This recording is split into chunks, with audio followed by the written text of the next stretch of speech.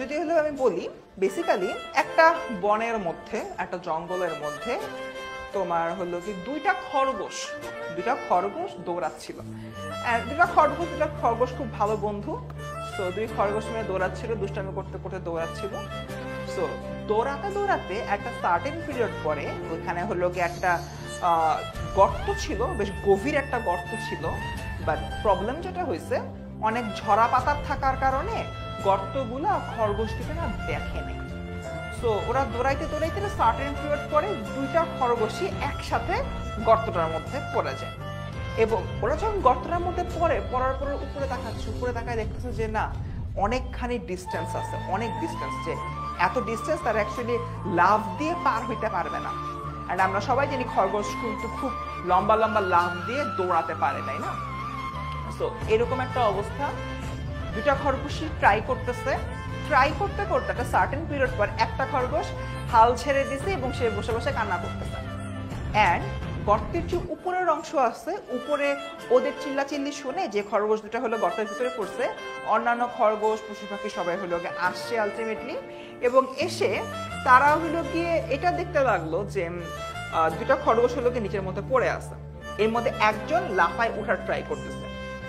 চেষ্টা করতে যে বান্দা চেষ্টা করতেছিল, যে খরগোশ চেষ্টা করতেছিল, ও লাফ দিয়ে উঠে ট্রাই করতে একটা নির্দিষ্ট সময় পর সাকসেস হয়ে যায়। তার মানে ওই যে খরগোশটা দুইটাই পড়ছিল, এর মধ্যে একজন ট্রাই করা ছেড়ে দিছে, আরেকজন ট্রাই করার পরে সে উপরে উঠে যায়। এবং উঠে যাওয়ার পরে চারপাশে যত খরগোশ আছে, যত অন্য পশু পাখি আছে, তারা খুব অবাক হয় এবং তারা অবাক হয়ে ভাবতে থাকে যে এরকম গভীর একটা গর্ত থেকে উঠে আসলো কিভাবে। ও আসলে চারপাশে মানুষজনের কাছে পরিচিত হয়ে যায়।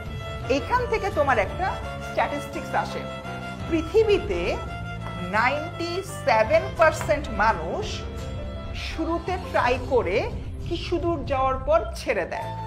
শুধুমাত্র 3% মানুষ শেষ পর্যন্ত চেষ্টা করে। এবং পৃথিবীতে এই যে তোমার 3% মানুষ আছে, এই 3% মানুষই আলটিমেটলি সাকসেসফুল হয়।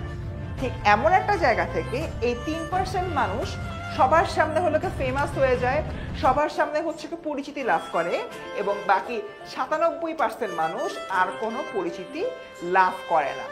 এটা আসলে এই যে পৃথিবীর একটা খুবই নৃশংস নিয়ম। এমন একটা জায়গা থেকে তোমাদের যাদের সামনে এইচএসসি পরীক্ষা আসছে তাদের উদ্দেশ্যে কথা বলতেছি, তোমরা অবশ্যই এই 97% মানুষের মধ্যে পড়তে চাও না, তোমাদের এই 3% মানুষের মধ্যে পড়তে হবে। এবং এর জন্য একদম শুরু থেকে এই যে তোমাদের 80 দিন আছে, 80 দিনের একদম পয়লা দিন থেকে তোমার যে কাজটা করতে হবে সেটা হচ্ছে ভালোভাবে তোমার পড়তে হবে এবং কন্টিনিউয়াসলি কনসিস্টেন্সি মেনটেন করে রেগুলার পড়তে হবে।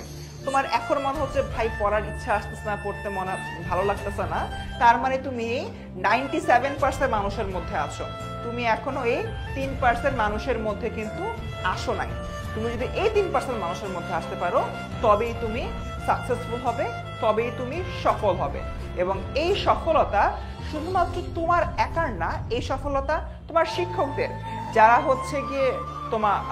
হচ্ছে তোমাকে পড়াচ্ছে, তোমার মা বাবার যারা তোমার জন্য এত কষ্ট করছে, অ্যান্ড সর্বোপরি তোমার নিজের।